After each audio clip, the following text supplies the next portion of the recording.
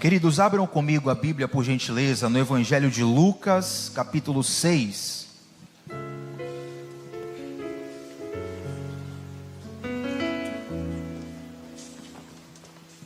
Evangelho de Lucas, capítulo 6. Nós vamos ler dos versículos 6 até o 11 e vamos conversar hoje sobre um dos milagres de Jesus. É um milagre onde o Senhor cura um homem que está com a mão mirrada. Talvez você já tenha lido essa história e eu quero compartilhar algumas notas que o Senhor Deus colocou no meu coração. E eu oro com muita humildade, desejo que o teu coração esteja aberto a tudo o que o Espírito Santo tem para ensinar e ministrar nessa noite. Amém? Todo mundo achou aí? Eu sei que a gente faz a transmissão, faço sempre questão de ressaltar, nós transmitimos a letra através da projeção, mas é importante abrir a Bíblia, saber onde o texto está, é importante tomar nota e inclusive sempre ressalto, eu não tenho problema algum com você mexer no celular durante a pregação, desde que seja para anotar alguma coisa. Já que você falou uma coisa aí que se eu não anotar agora eu vou esquecer, faz isso. Ou se você quer mandar esse link do culto para alguém, quer postar nas redes sociais, marcar a igreja, @Lírio Armação, fique à vontade, só não deixe nada roubar a sua atenção. Tamo junto? Ih, rapaz, o pessoal não tá junto não. Tamo junto? Glória a Deus, vamos ministrar juntos nessa noite. Eu vou ler aqui, gente, na NVT, tá bom? Tá na NVT, tem como botar na NVT aí, Dudu? Por gentileza, só para nós ficarmos alinhados. Lucas capítulo 6, versículos 6 a 11. Eu sempre trago uma Bíblia de papel por precaução, inclusive essa Bíblia aqui, ela tá mais para lá do que para cá, né? Já tem quase 20 anos essa Bíblia. E ela me acompanhou em muitos rolês que só realmente parando para te contar. Mas eu vou ler aqui na NVT, no celular mesmo, para facilitar. Lucas 6, a partir dos 6, diz assim: em outro sábado, enquanto Jesus ensinava na sinagoga, estava ali um homem cuja mão direita era deformada. Os mestres da lei e os fariseus observavam Jesus atentamente. Se ele curasse aquele homem, eles o acusariam, pois era sábado. Jesus, porém, sabia o que planejavam e disse ao homem com a mão deformada: venha e fique aqui diante de todos. E o homem foi à frente. Então Jesus lhes disse: tenho uma pergunta para vocês. O que a lei permite fazer no sábado? O bem ou o mal? Salvar uma vida ou destruí-la? E depois, olhando para cada um ao redor, disse ao homem: estenda a mão. O homem estendeu a mão e ela foi restaurada. E com isso, os inimigos de Jesus ficaram furiosos e começaram a discutir o que fazer contra ele. Olha que interessante, esse relato do livro de Lucas, no capítulo 6 especialmente, na verdade o capítulo 6 traz uma sequência de milagres sendo realizados. Esse em especial traz uma conjuntura bem carregada da cultura e da teologia da época. Na teologia da época, na interpretação daquele momento, dentre outras coisas, para a elite religiosa de Israel, fazer um milagre no sábado seria proibido, seria algo errado, porque na verdade trabalhar no sábado é algo que, segundo a lei de Deus, eles aplicavam dessa forma. Agora, olha o perigo de muitas vezes nós sabermos do princípio, mas interpretá-lo de forma errada. Dizem por aí que a religião é uma das coisas que mais matam no mundo. Eu não tenho convicção disso, mas se eu olho para os números, para as notícias, para as situações, eu concordo que a religião é sim a motivação por trás de muitos males acontecendo no mundo. Você concorda comigo? Olha que interessante. Eu te garanto que a maioria das pessoas que matam em nome da religião, não todos, mas a maioria, está muito bem intencionado dentro da lógica da sua mente, dentro da lógica do seu coração. No fundo, aquela pessoa acha que está fazendo a coisa certa, mesmo que nós saibamos que essa pessoa está equivocada. Mas se você pede para essa pessoa explicar por que tirar a vida de alguém, por que cometer um atentado, por que fazer o mal de alguma forma, você vai perceber que por trás desse mal há uma justificativa, inclusive teológica. Isso é muito perigoso. Olha como é perigoso você aprender algo da maneira equivocada. Por isso eu quero te convidar para que nesse ano, aproveite que o ano está começando, você invista no conhecimento da sua vida espiritual. Na nossa igreja nós temos, além dos cultos, além dos grupos de comunhão, tem curso de batismo, tem curso de discipulado. Os ensinamentos, eles estão de muito fácil acesso nos dias de hoje. Mas não perca a oportunidade de aprender as coisas da forma certa, amém? Tem ali o princípio do sábado nos 10 mandamentos, perdão. E é interessante que esse mandamento do Senhor de descansar no sábado, esse princípio que tem a ver com descanso, não fala sobre um cansaço de Deus. Deus primeiro descansa, depois Ele ordena: no 7º dia descansarás. Faço uma pergunta para vocês: Deus estava cansado quando descansou? Não. Então isso significa que o descanso não tem a ver apenas com a fisiologia, mas com um princípio espiritual. Lembro-me com muita alegria de uma pregação há algum tempo atrás do pastor Diogo aqui, onde ele falava sobre o descanso, o sábado, que no original é o Shabat, e ele trazia a aplicação de que a palavra Shabat pode ser aplicada para a nossa vida como um desista. Desista de fazer tudo nas suas forças. Mas a coisa foi passando o tempo e os líderes da lei começaram a interpretar de um modo equivocado. Por exemplo, eu vou trazer uma de muitas interpretações de rabinos judeus, tá? Não saia por aí dizendo: olha, Tiago falou que o judaísmo pensa assim. Não é isso. Tinham várias linhas de pensamento judeu. Eu vou te trazer uma como curiosidade. As pessoas perguntavam, afinal de contas, o que é trabalhar no sábado? Porque eu não quero errar contra a lei de Deus. E uma das linhas rabínicas dizia, por exemplo, que se alguém quisesse cuspir no sábado, que não cuspisse sobre a terra, mas que cuspisse sobre a pedra. Aí você me pergunta por quê? Porque cuspindo sobre a terra seria uma forma de o seu cuspe, a sua saliva, empurrar a terra, e então a terra estaria sendo arada no sábado. Então, se for cuspir, não cuspa na terra, cuspa na pedra. Tiago, isso é absurdo. Eu concordo com você, mas eu estou te trazendo sim um exemplo extremo, para você entender como o equívoco sobre o mandamento de Deus pode levar a uma atitude completamente distante da vontade de Deus. Você pode, e há o risco em nossas vidas, de nós estarmos sinceramente equivocados. Você reconhece que corre esse perigo, sim ou não? Precisamos ser humildes todos os dias, diante de Deus, e principalmente colocar diante do Senhor em oração a possibilidade de nós estarmos equivocados. E abre o teu coração para o que Deus quer te ensinar. Então aqueles mestres da lei estavam ali diante de Jesus num sábado. E Lucas nos fala que os mestres da lei estavam ali não para aprender de Jesus, mas para buscar uma ocasião contra o mestre Jesus. É interessante que diante de Jesus sempre há 3 tipos de pessoas.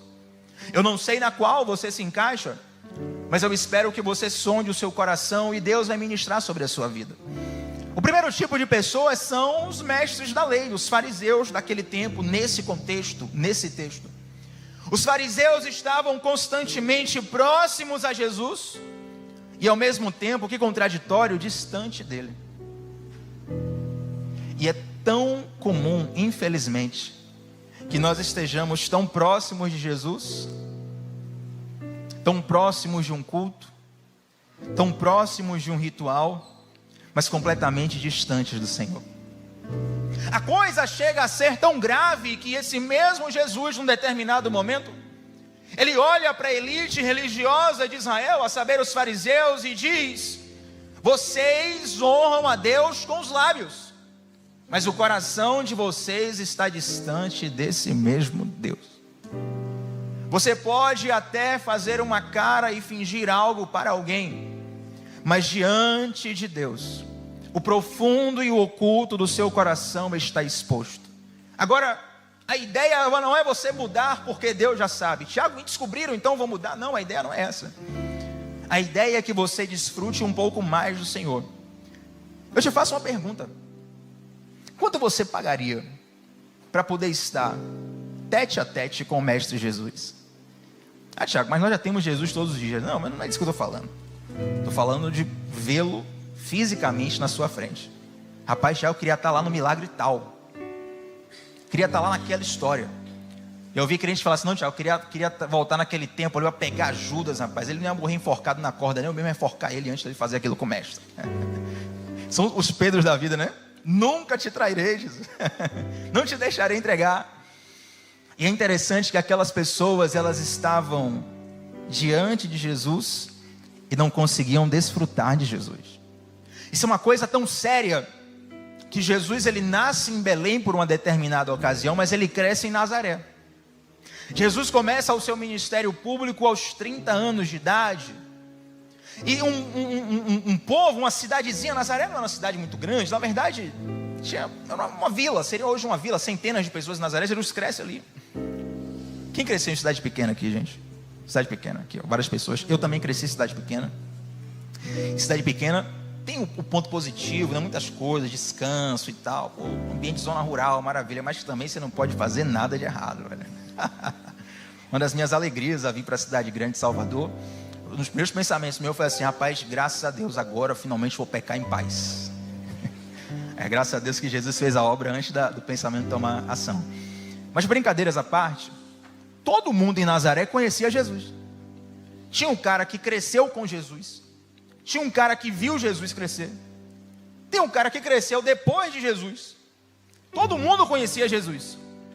Mas sabe uma cidade que Jesus não realizou nenhum milagre? Nazaré.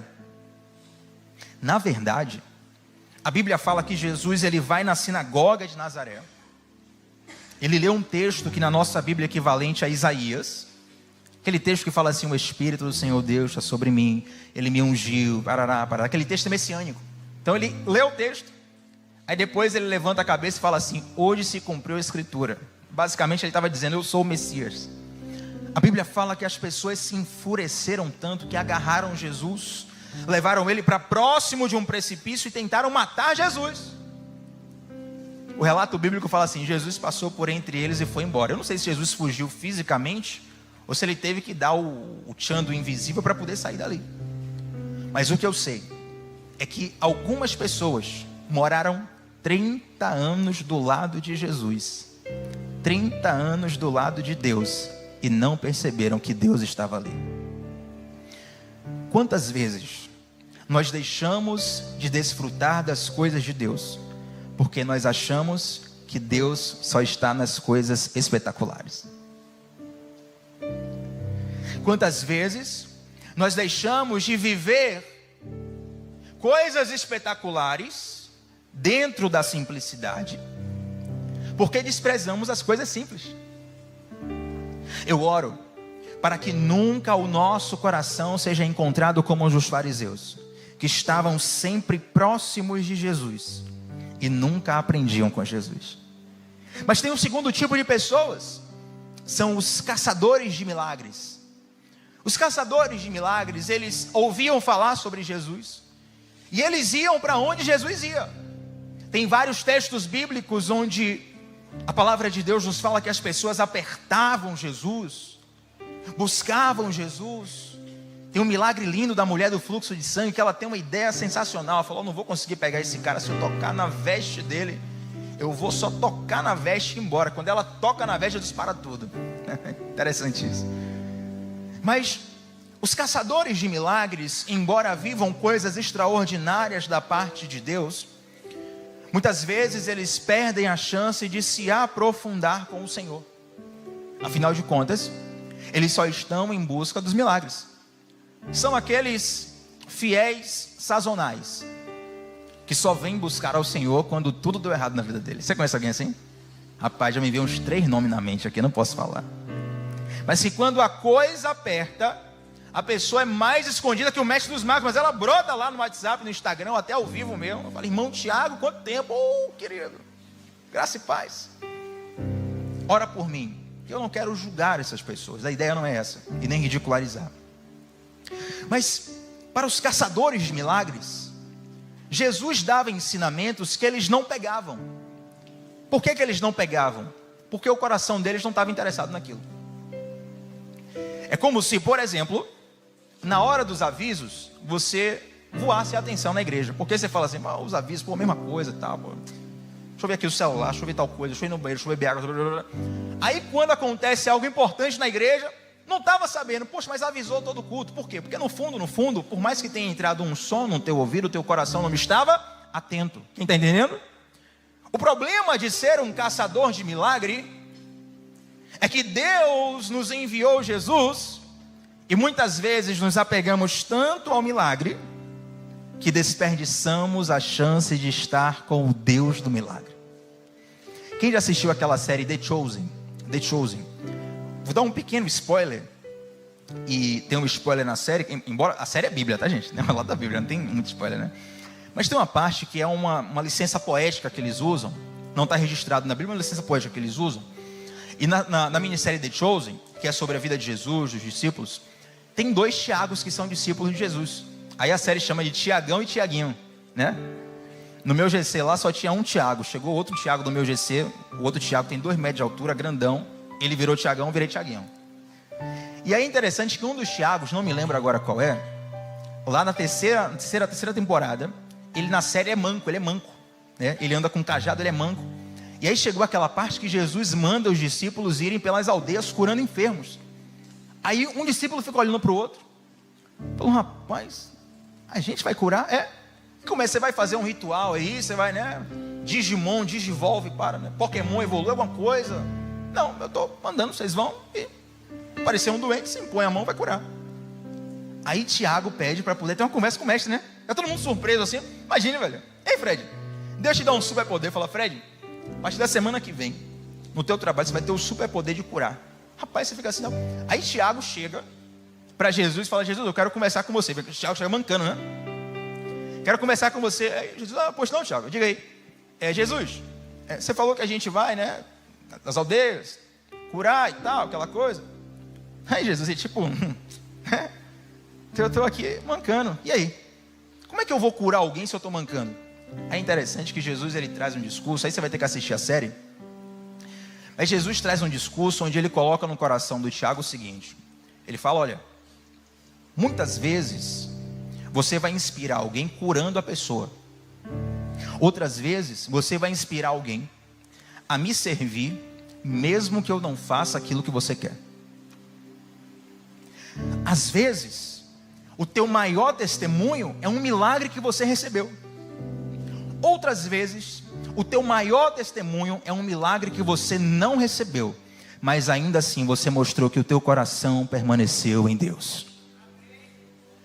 O problema de ser um caçador de milagre é que você fica limitado. Se Deus fizer, glória a Deus. Você fica até famoso, sai gravando DVD, contando tua história. Mas e se Deus não fizer?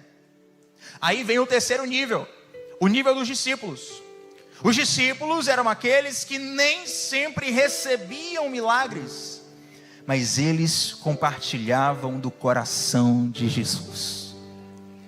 Em diversos ensinamentos que hoje temos a Bíblia para estudar, meditar, refletir, mergulhar, os discípulos ouviam a pregação de Jesus e falavam assim, rapaz, não estou entendendo nada, Jesus, aquilo que você falou e tal, e Jesus tem que explicar. A ponto dos discípulos falarem assim, irmão, por que você falou de uma forma tão complexa, tão difícil? Aí Jesus fala assim, é porque eu não queria que eles entendessem, mas a vocês eu apresento os meus segredos. Ouça uma coisa, mais do que colocar a mão no bolso de Jesus, nós somos convidados a compartilhar do coração de Jesus. E não há riqueza maior do que o mestre abrir as profundidades e os segredos do céu com você. Agora tem coisas que nós só aprendemos mediante cenários de dificuldade. Então se faça a pergunta, se você é um fariseu que está próximo de Jesus, mas não desfruta dele, se você é um caçador de milagres, ou se você é um discípulo, eu não sei o que você é, mas eu sei o que você é chamado para ser. Nós somos chamados para sermos discípulos de Jesus.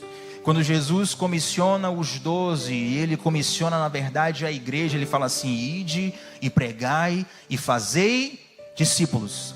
Se um dia a palavra chegou para você, é porque Deus, Ele pode realizar milagres na sua vida, mas acima disso, Ele quer te fazer um discípulo, uma discípula do Senhor. Quantos recebem essa palavra aqui? Agora o interessante é que, muitas vezes, quando nós estamos com o coração fechado para Deus, nós não percebemos algumas contradições que ocorrem em nossa vida por conta da religiosidade.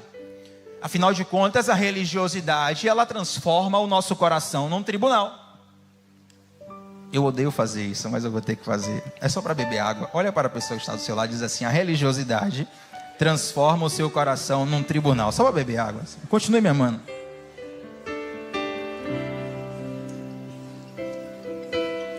Aí só para não perder o costume, que eu estou com a Bíblia de estudo pentecostal aqui. Essa é aquela, viu, Isaac? A gente aqui, irmão, durex aqui, ó, esmiliguido. O negócio aí tá terrível. Só para não perder o costume, eu vou dizer assim: vocês falaram muito baixo, fala mais alto para a pessoa que está do seu lado. A religiosidade transforma o teu coração num tribunal. Gente, isso é tão grave. Olha o detalhe do texto. Observa para mim, por gentileza, Dudu, coloca o versículo 11 na tela para todo mundo ler junto aqui. Olha o detalhe que está aqui, ó. Com isso, final de tudo aqui, spoiler, Jesus vai curar o cara, viu? Mas vamos lá, versículo 11. Com isso, os inimigos de Jesus ficaram furiosos e começaram a discutir o que fazer contra ele. Essa é a NVT. Tem traduções que vai dizer assim, ó: começaram a planejar como matá-lo. Olha o detalhe da coisa. Os caras ficaram furiosos porque Jesus curou no sábado. Não pode, é contra a lei. Aí eles saíram de lá e planejaram matar Jesus. Sabe o que a religiosidade faz? Ela amplia a gravidade do pecado do outro e ela diminui a gravidade do seu pecado. Então, quanto mais religiosos nós ficamos, mais aumenta a nossa régua moral para punir o outro.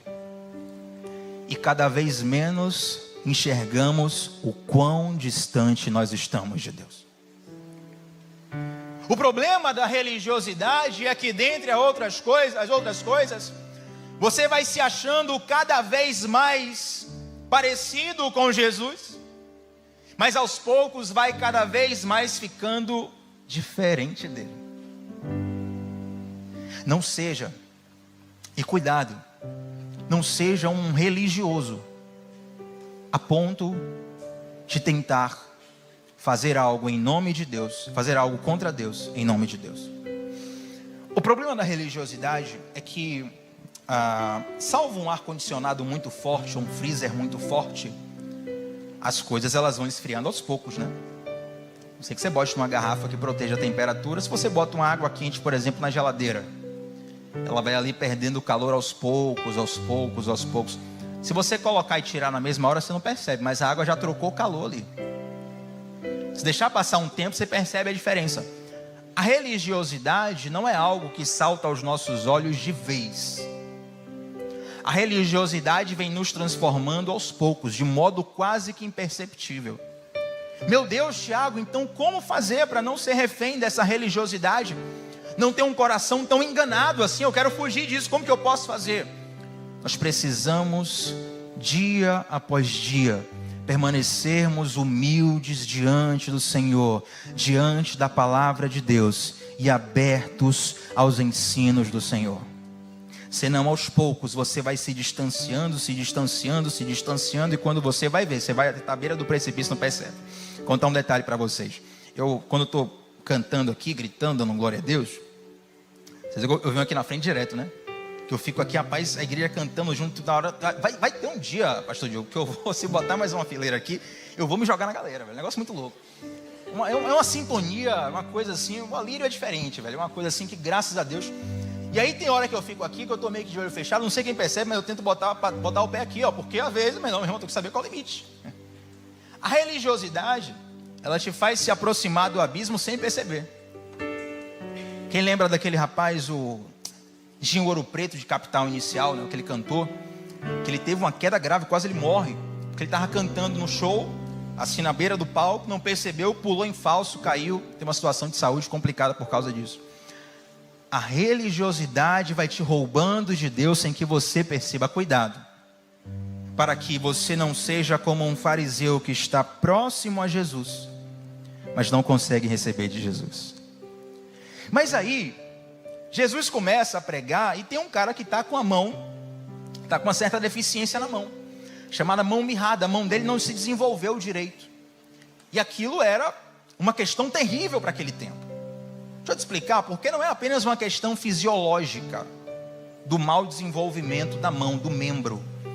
Mas em Israel, essa mesma elite religiosa entendia que se alguém tivesse uma enfermidade, uma deficiência motora, um mau desenvolvimento do membro, que era o caso desse rapaz, essa pessoa estava sendo fruto de uma maldição de Deus. Então, não era apenas uma limitação física, mas era um escanteamento moral. Certamente esse rapaz vivia escondendo a mão, porque mostrar a mão mirrada, segundo a cultura da época, era mostrar que Deus está te punindo por algo de errado que aconteceu na sua vida, na sua família. É basicamente dizer: Deus não gostou de você e colocou uma maldição sobre você. Aquele homem está com a mão mirrada. Provavelmente ele está numa condição ali escondendo a mão, ou quem sabia que ele estava com a mão mirrada não lhe dava tanto crédito. E Jesus olha para aquele homem e chama ele para o centro. Rapaz, tem hora que a gente tenta se esconder e Jesus coloca o holofote em cima da gente, né? Mas sabe o que aqui isso nos ensina? É que toda cura, ela passa por um processo que envolve exposição. Toda cura passa por um processo que envolve exposição. Agora, trazendo o comparativo, o pecado não é, por exemplo, algo que você cura com um band-aid, não é um arranhãozinho pequeno. O pecado é o grave. Se você precisa de uma cirurgia profunda em algum órgão do seu corpo, uma equipe médica vai precisar te abrir no meio para poder te operar e te transformar.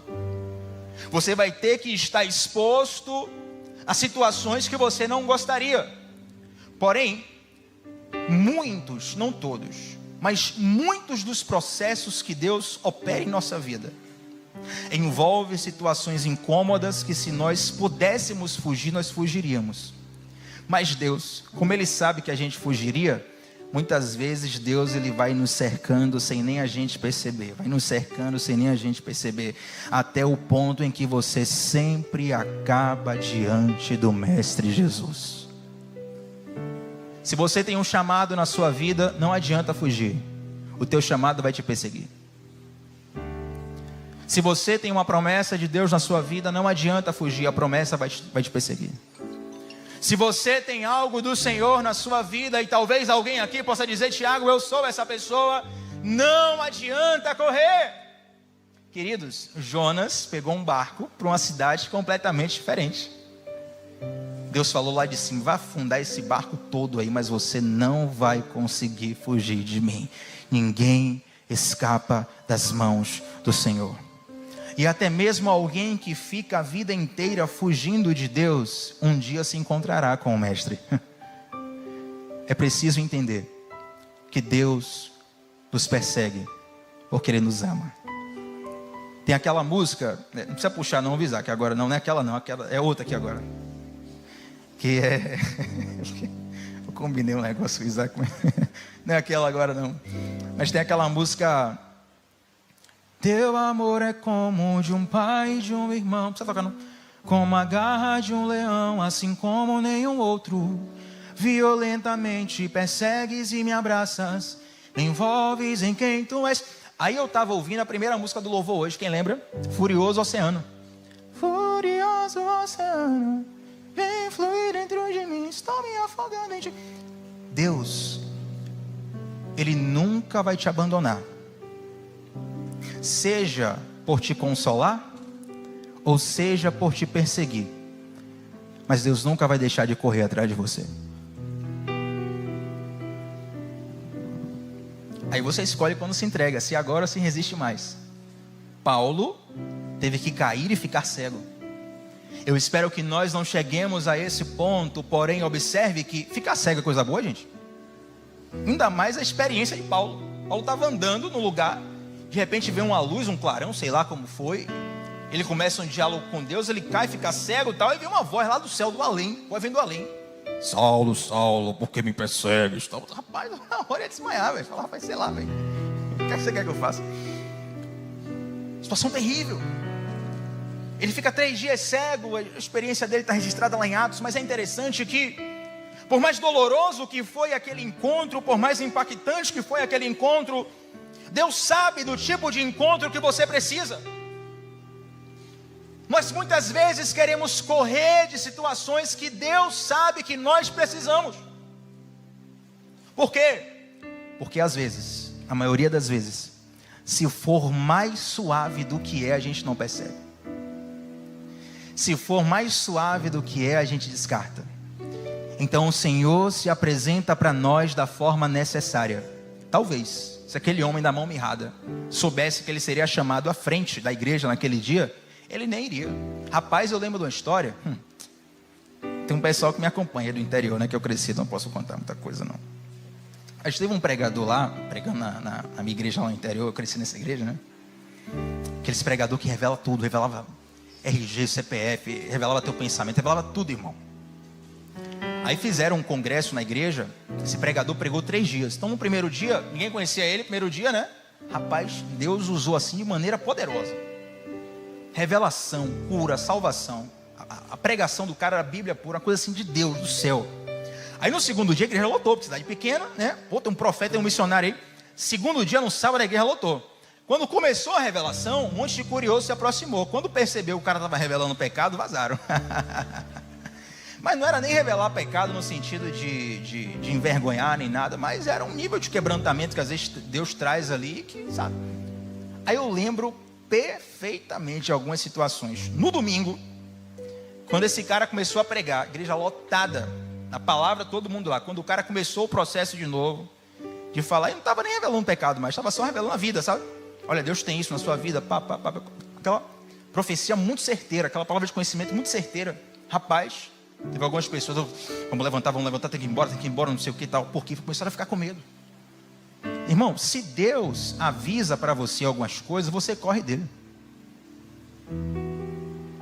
Alguns homens de Deus tentaram fugir do chamado. Olha para Moisés. Deus até se irrita com Moisés, porque Deus está dizendo, vou te chamando, vou te capacitar, vou te encher, vou te levar e vai dar tudo certo. Deus está dando todas as garantias para Moisés. Moisés está lá, mas sei lá, cara, chama outra aí, tipo, hoje não, né? Já viu aquele programa como é, Saulo? Aquele programa lá do Rodrigo Faro? E o cara se apresentava, como é? Não Faro? Que coisa? Era isso? Ah, não, entendi. Deixa eu contar para vocês que é muita piada interna. Tinha um programa de formar casais na Record, né? Era Record? Do Rodrigo Faro. Não sei quem lembra aqui desse programa, gente. Só denunciando a idade aqui, né? Vai terrível, a galera falando assim, esse cara deve ser muito velho. E aí a ideia, a nossa diversão do sábado, da minha época, poxa, eu tô ficando velho mesmo falando isso, da minha época, diversão do sábado era ligar a televisão, aí ficava uma bancada. Na maioria das vezes eram mulheres, às vezes eles trocavam, na maioria das vezes eram mulheres, ficavam ali avaliando. Aí entrava o cara, o candidato, né? O candidato para poder formar casal. Aí o cara entrava e tal, como é seu nome? Meu nome é fulano, tal, você faz o quê? Não, a profissão é essa, não sei o quê, eu estou aqui buscando um relacionamento sério, buscando alguém para a vida toda, não sei o quê. Os caras falavam bonito e tal, não sei o quê. Rapaz, tinha cara que era assim, 10 de 10. O cara era bonito, falava bem.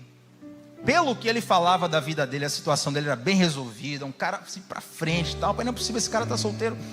Aí, Rodrigo Faro perguntava para as meninas, né? E aí, fulana, quer ir lá no sofá conversar com ele? Não, Faro, hoje não. Então amanhã serve? Bora ver e tal. Hoje... Gente, quantas vezes Deus está na nossa frente e nós falamos, hoje não. Ó, Tiago, a palavra está maravilhosa, Deus está falando comigo, mas hoje não, cara.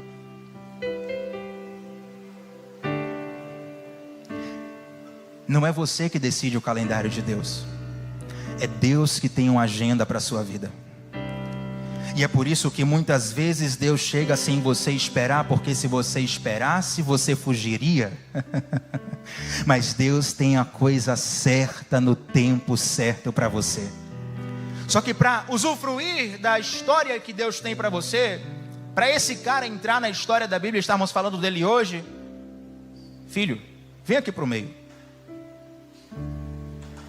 Aí ele deve ter chegado lá, eu não sei como a mão dele estava, mas Jesus fala assim, ó, estica a sua mão. Rapaz, Jesus tem uns negócios assim, eu sou apaixonado por Jesus, velho. A mulher lá do poço, né? Me dá um pouquinho de água. Ah, você é judeu, não vou te dar água. Se você soubesse quem eu era, você que me pediria água. Então me dê essa água. Vai lá chamar teu marido. O quê? Você conversa assim do nada. Me dá um copo d'água aí e tal. Não te dou água não. Se você soubesse quem eu sou, você que me pediria água. Então me dê a sua água. Vai lá chamar teu marido. O que tem a ver, velho? A mulher deve ter regalado os olhos e ele fala, você não tem marido porque você já teve 5 e o que você está agora. Aí Jesus chama um cara para o meio, aí fala assim, agora estica a sua mão aí.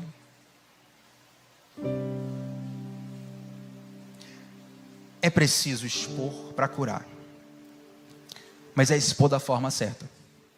Eu não estou te convidando a, por exemplo,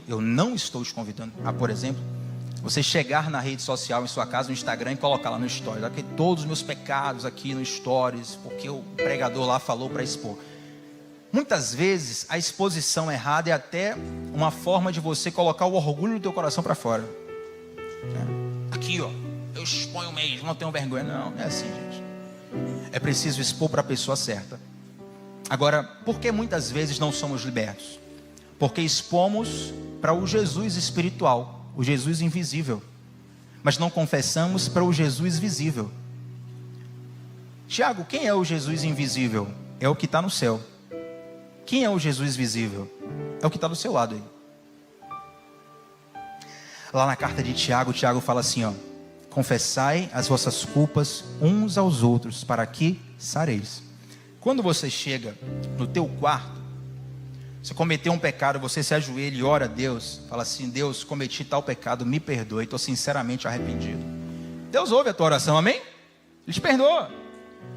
Mas por que tem pecados que nós mesmo estando sinceramente arrependidos, a gente não consegue se libertar? Porque nós recebemos o perdão, mas não recebemos a cura. Dizem por aí, posso estar até falando errado, mas é o exemplo que me veio, que é meio nojento.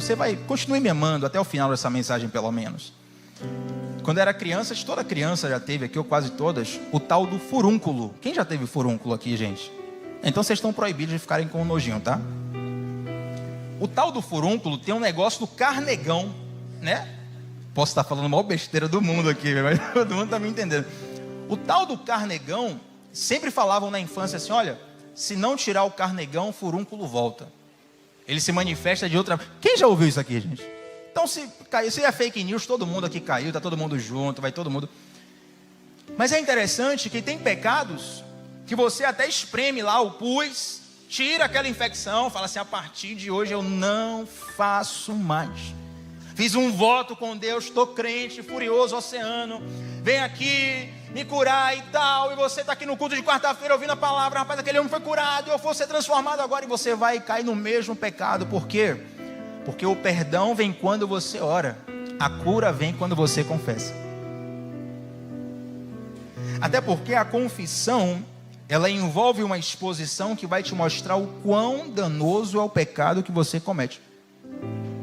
Quando você confessa a Deus no seu quarto, você não tem tanta noção do quão danoso é aquele pecado. Quando você precisa confessar para alguém, o nível de vergonha, digamos assim, que você passa, te dá uma noção do quão grave é aquilo que você cometeu. Se não fosse grave, você não tinha vergonha de falar. Você não ia sofrer tanto, suar frio, ficar desesperado, nervoso, tremendo, querendo me esconder. Então, a cura envolve exposição. E muitas vezes nós temos medo da exposição porque achamos que Deus quer o nosso mal e não confiamos que Ele quer o nosso bem. Pensa comigo, imagina que você é uma casa. Não é que você tem uma casa, você é uma casa. E Jesus entra nessa casa. No teu coração, Jesus entrou ali na sala de estar. E aí Jesus entra lá e você começa a apresentar a sua casa para Jesus. Fala aqui, olha Jesus, aqui é a sala de estar da minha casa. É quem eu sou, é o meu diploma, é o meu estado civil, é o que as pessoas conhecem, que essa aqui é a minha sala. Aí você leva daqui a pouco Jesus para a cozinha. Jesus, aqui é a cozinha da minha vida. Cozinha aqui é, sei lá, tal área da minha vida, tal. Jesus, isso aqui é o banheiro, tal. Olha, acabamento legal aqui no banheiro. O azulejo coloquei aqui, tá? A telha assim, o box, tal, o vaso sanitário, o porcelana, negócio terrível. Aí você vai apresentando sua casa toda para Jesus. Aí tem um quartinho lá no final que você nem leva Jesus lá perto. Jesus fala assim, e essa porta aqui? Não, isso aí, deixa pra lá isso aí. Isso aí, outro rolê isso aí, entendeu, Jesus? Não, mas eu quero ver lá dentro. Não, Jesus, só para depois, tal. Eu preciso ver lá dentro. Por quê? Porque agora que eu entrei na sua vida, eu sou o teu dono. Para o visitante, você nega. E para o dono? Aí sabe qual é o problema? A gente pega toda a nossa podridão e coloca num quartinho e fecha lá, para ninguém ver. A gente não resolve, a gente esconde. Uma coisa é resolver, outra coisa é esconder. A maioria de nós prefere esconder do que resolver. Só que se você pega, vamos pegar aqui, gente. Eu nem vou dar exemplo aqui para nego não vomitar aqui. Mas vamos lá. Você pega uma coisa muito nojenta, que fede. Aí você fala, bota no quarto aí, porque a gente vai receber visita agora, não tem tempo de resolver e tal. Fechou a porta do quarto. Se você não tira de lá, o que é que vai acontecer? Primeiro o quarto começa a cheirar mal. Mas vai chegar uma hora que é a casa toda cheirando mal por causa do que está dentro do quarto. Você pode passar desinfetante, você pode passar qualquer produto de limpeza, bom ar, tudo que você imaginar, se você não tirar a coisa podre dali. E aí às vezes a gente guarda tanto que quando nós abrimos a porta do quarto, o cheiro está muito pior. Quanto mais você demora de abrir a porta do quarto, pior fica. Porque você tem vergonha. Quando eu era pequeno e levava algum amigo lá para casa, minha mãe ficava chateada assim, Tiago, você não avisou, a casa está uma bagunça. Eu pensava, a casa é uma bagunça, eu não estou nem aí, meu amigo não está nem aí para a casa é uma bagunça. A casa do meu amigo é mais bagunçada que a minha. Quando eu comecei a morar sozinho, primeira vez na vida, eu não queria receber ninguém em casa. Por quê? Porque a casa estava assim, uma bagunça. Aí alguém falou assim, Tiago, vou na sua casa agora. Eu olhava assim, rapaz, não venha não, o negócio é que a situação está caótica. Tiago, se eu for na sua casa hoje, irmão, pode estar o mais limpo que for. Quem é dono da casa sempre acha que pode melhorar um pouco, mas não é verdade? Agora, nós precisamos lidar com as coisas que estão apodrecendo na nossa vida.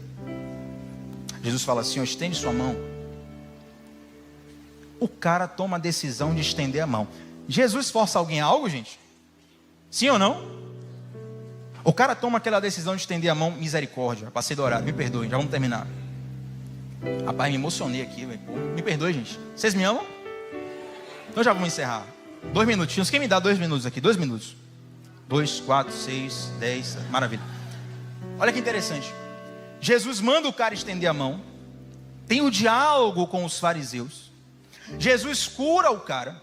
E os fariseus saem de lá furiosos. Observe. De todas as pessoas que estavam ali, provavelmente quem menos sabia sobre Deus era aquele doente. Havia ali mestres da lei, pessoas que sabiam a palavra do Senhor de cabo a rabo, pessoas que poderiam ensinar para você toda a teologia judaica. E tinha um homem deficiente. Todos os grandes mestres da lei que conheciam tudo sobre Deus e teologia saíram de lá da mesma forma ou até pior.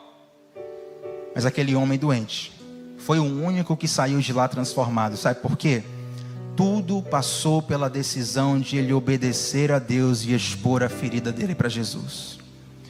O que vai contar na sua vida não é o quanto você conhece de teologia, não é o quanto você conhece de letra, não é o quanto você sabe falar sobre Jesus e avaliar Jesus, mas é o quanto você se expõe para ser curado sobre Jesus.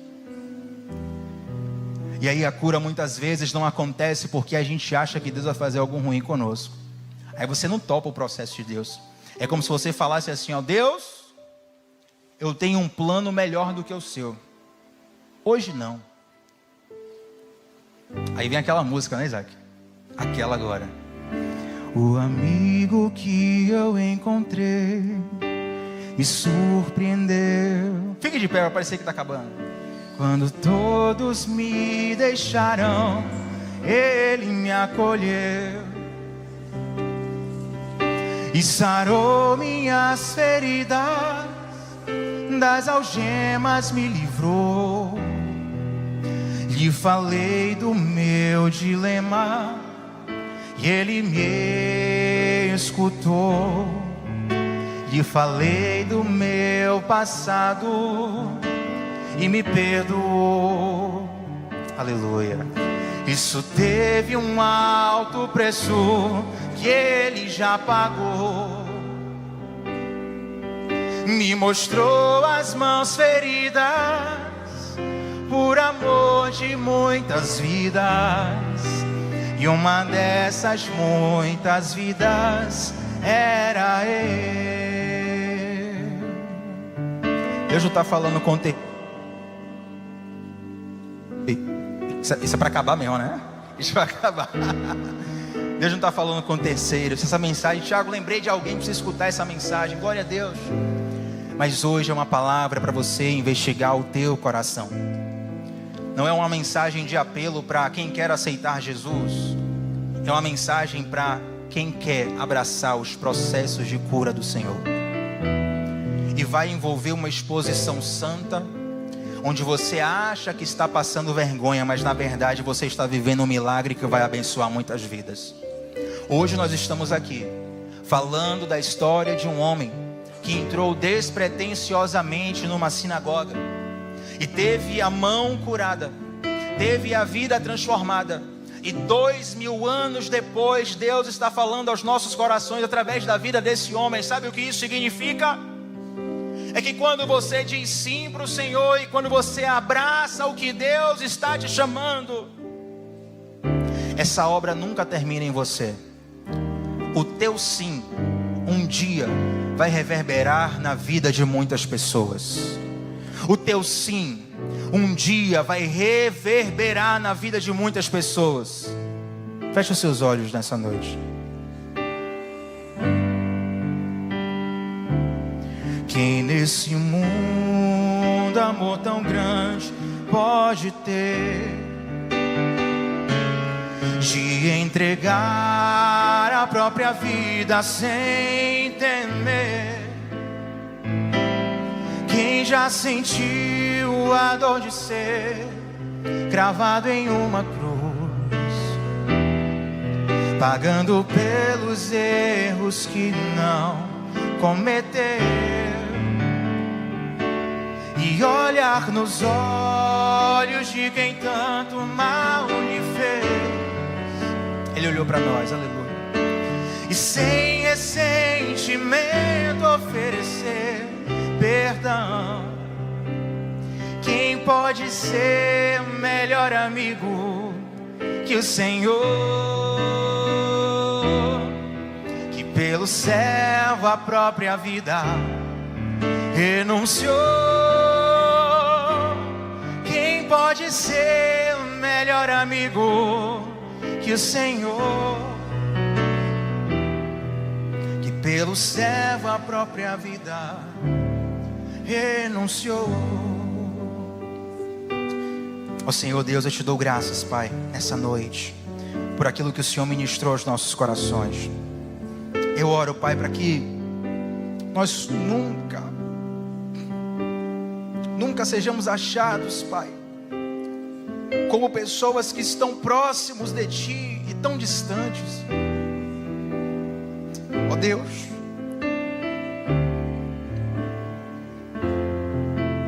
nos dá humildade, Pai, sensibilidade, para entender que o Teu chamado é bom, para entender que a Tua vontade é agradável, é perfeita.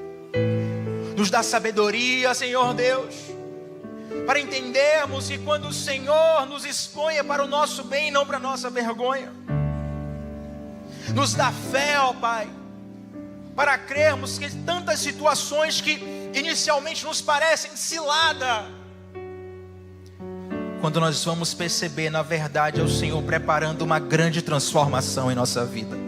É o Senhor preparando um grande milagre na nossa vida.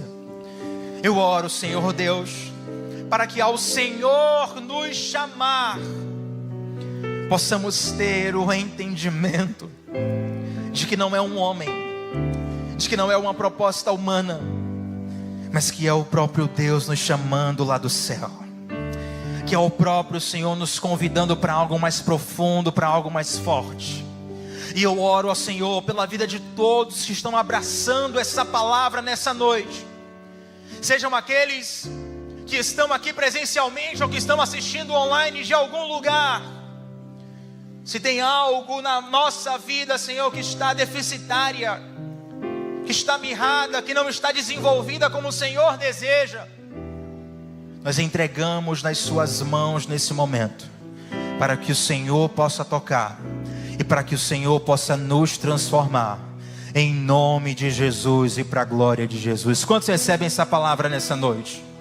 Glória a Deus. Para nós encerrarmos aqui, quero chamar o pastor Saulo, que vai dar a bênção apostólica, mas eu quero fazer um pedido especial nessa noite. Tem alguém aqui que deseja fazer uma aliança com Jesus nesse lugar? Se houver, levante sua mão, faça um sinal com sua mão, aí mesmo onde você está, nós vamos orar por você. Tem alguém aqui nessa noite? Uma pessoa ali, glória a Deus, aleluia. Tem mais alguém ali, glória a Deus. Outra pessoa ali, terceira pessoa ali, glória ao nome de Jesus. Tem mais alguém que quer fazer uma aliança com Jesus nessa noite? 4 pessoas ali, 5, glória a Deus, aleluia. Você pode aplaudir ao Senhor nessa noite por essas vidas. Oh, santo, santo, santo, santo é o nome do Senhor. Eu peço sinceras desculpas pelo horário, me excedi um pouco, mas eu quero bem rapidamente convidar vocês que levantaram as mãos para vir aqui à frente. Vem bem rapidinho, fiquem tranquilos, a câmera não pega em ninguém. É só para nós orarmos por vocês e nós recebermos cada um de vocês na família de Cristo nessa noite. Vem cá rapidinho, todos vocês que levantaram as mãos. E quero louvar ao Senhor pela vida de cada um de vocês. Louvado seja o nome do Senhor. O pastor Saulo vai estar fazendo a oração por essas pessoas que hoje fazem uma aliança pública com Jesus e também liberando a bênção apostólica. Deus abençoe a todos. Amém, Senhor. Tiago falou sobre exposição. O lugar onde você mais se expõe é, por exemplo, num consultório médico. O médico é alguém que você entra lá, tira a roupa e fala assim: me corte. Esse tipo de exposição que essas pessoas estão fazendo aqui agora é o reconhecimento de alguém que precisa ser cortado, de alguém que precisa ser tratado, de alguém que precisa ser exposto. Mas o grande benefício é que o médico que está aqui presente é também o nosso melhor amigo.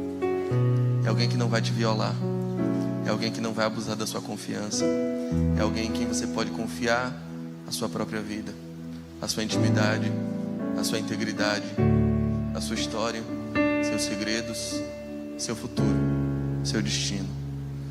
É isso que nós fazemos. Quando nós confiamos nele, quando nós percebemos que além de ser um perito, ele nos ama.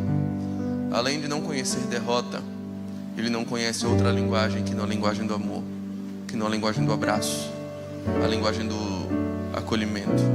Quando a gente entende com quem a gente está conversando, a gente não se importa mais de se expor.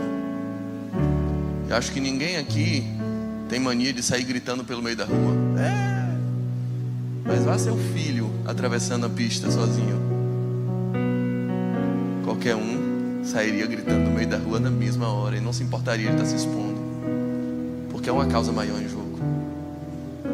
Eu quero dizer que a sua salvação é uma causa maior, e a entrega da sua vida, o seu futuro, o seu coração, o destino da sua alma é a causa maior que temos a tratar hoje. Essas pessoas estão aqui desesperadas gritando: eu preciso de salvação, eu preciso ser tratado por esse médico, eu preciso. E por isso não estão se importando em se expor. Se tiver alguém mais que também queira se expor aqui na frente agora, para ser tratado por esse médico, alguém que de repente esteja distante do Senhor e reconheça essa doença e queira dizer: eu também preciso ser tratado, ainda dá tempo. a gente pode orar por você, pela sua vida. Se alguém mais quiser, Mari vai cantar só uma estrofezinha. É o tempo de você vir. E a gente ora. Tiago passou do tempo, já era. Glória a Deus por sua vida, minha irmã. Glória a Deus por sua vida. Glória a Deus. A porta do consultório está aberta. O doutor está higienizando o bisturi. Se alguém mais precisar ser cortado, ser tratado, se alguém tiver furúnculo para ser aberto aí, Ele vai te purificar hoje. A consulta é de graça. O preço Ele já pagou. Por amor de muitas vidas, e uma dessas muitas vidas era eu. Quem nesse mundo amor tão grande pode ter, de entregar a Senhor, própria vida sem temer. recebe esses pacientes agora Quem já sentiu em teus braços, a dor de ser esses que se expõem gravada em uma cruz, no teu consultório, pedindo tua cura, pagando teu pelos afago, erros teu tratamento. que não O Senhor é o médico das almas, médico dos corações. e olhar nos olhos. Ninguém nos trata como o Senhor. Tanto mal Ninguém tem cura a distribuir como o Senhor. Que nessa hora e o Senhor sonde os corações, derrame do teu bálsamo, da tua cura, do teu óleo que cura, que restaura. Acolhe os teus filhos. Cura, Senhor, as feridas acumuladas em seus corações, em suas almas. E que no nome do Senhor Jesus, toda impureza seja expulsa para nunca mais voltar. Que haja purificação, que haja salvação, que haja um tratamento completo. É nisso que nós cremos. Que entregamos a vida dos teus filhos, entregamos as nossas vidas, os corações, expectativas, medos, decepções, angústias, esperanças. Tudo está em tuas mãos, na mão do médico dos médicos, na mão do nosso melhor amigo. Por isso nós oramos em nome do Senhor Jesus. Amém. Aplauda o Senhor pela vida dessas pessoas. Que o Senhor os abençoe poderosamente e confirme em seus corações os seus nomes escritos no livro da vida para todo sempre. Em teu nome, Pai, nós dizemos que o amor de Deus, que a graça do Filho, que a comunhão restauradora e terapêutica do Espírito Santo estejam sobre toda a igreja, sobre todo aquele que passou pelo consultório do médico dos médicos, todos aqueles que se expuseram diante de Ti, desde agora e até o céu. Amém, amém e amém. Que o Senhor te abençoe e te conduza em segurança até a sua casa. Lhe falei do meu passado e me perdoou. Isso